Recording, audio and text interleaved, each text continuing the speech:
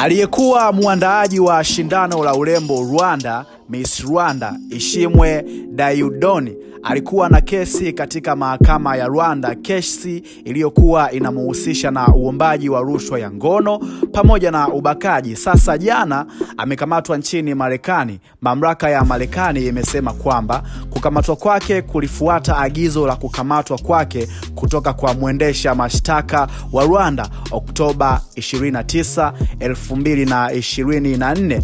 Ishimwe, ambaye pia anajulikana kama Prince Kid, bado yupo chini ya ulinzi katika kituo cha ICE wakati taarifa za kumtoa Marekani zinasubiriwa.